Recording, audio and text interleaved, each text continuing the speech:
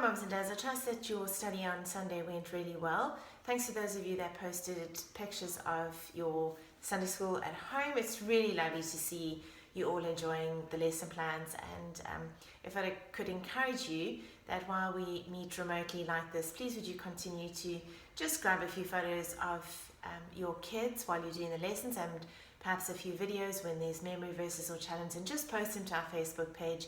I know the kids really enjoy seeing one another, and it really encourages them to continue to. I know sometimes my kids say, oh, they don't want to do the memory verse, or they don't want to learn the Bible, books of the Bible, and then I show them that their friends have done it, and it really does encourage them to do the same. So please post them. It's also lovely just to see each other, since we can't see one another on a weekly basis. Our study for this coming Friday actually is that we will continue in John's Gospel, and we'll be picking up from John chapter 18 from verse 28. And if you have a look in your Bibles, you'll see that the story of the Easter Friday goes on into chapter 19. It was just quite long to put a lesson together, including all of that as well. So I've just done things a little bit differently. Our lesson is going to focus mostly on Barabbas, because I thought that it would be really great if we could get our children to see this Easter that the cross is not just about Jesus, the cross is not just about the world, the cross is not just about Barabbas, and the cross wasn't something that just took place 2,000 years ago. I would really love for our children and for us as adults to this Easter personalize the cross of Christ. And so that's what I really want us to focus on. So there's not many notes that I need to give you from verse 28 to verse 40. Maybe just a few comments. Is you can notice in verse 28, the Jewish authorities, they want to avoid ritual impurity, but so they want to look good outwardly, but in their hearts they're wanting to kill the Son of God.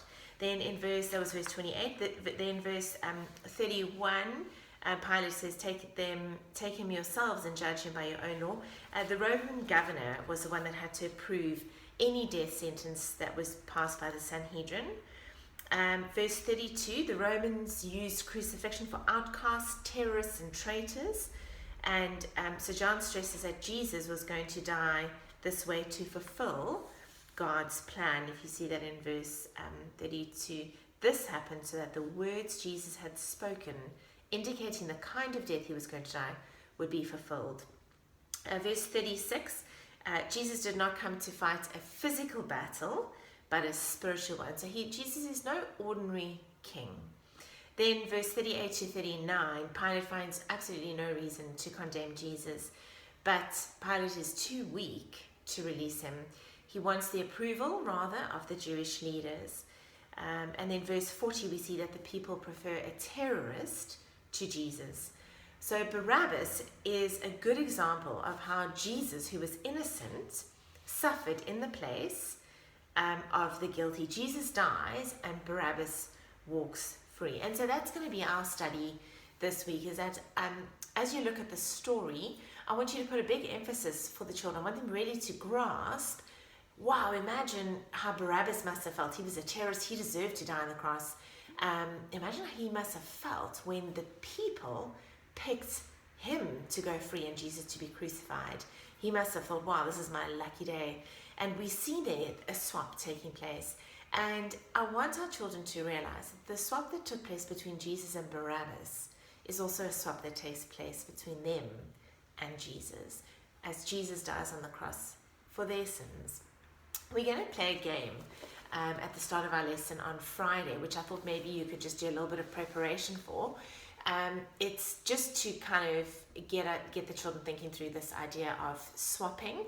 So you need a bag and you need to put in an item from home for each person in the family. So include yourselves, the mums and dads, and you put an item, maybe a apple core, a broken ruler, a broken toy, a stinky sock, half a shoelace, a pen that doesn't work. You can put in whatever item that is really not desirable, and then in the mix you add in a chocolate. So that would be one. So if you're a family of four items that would be undesirable, one like a chocolate that everyone would want, and everyone has a turn to pick out an item, and then you give 10 seconds for them to do a quick swap. So amongst each other, you all can swap your items. And the idea behind the game is to just illustrate that when we have something that is amazing, for instance, like a chocolate, it would be somewhat silly for us to swap that for something worse, like an apple core.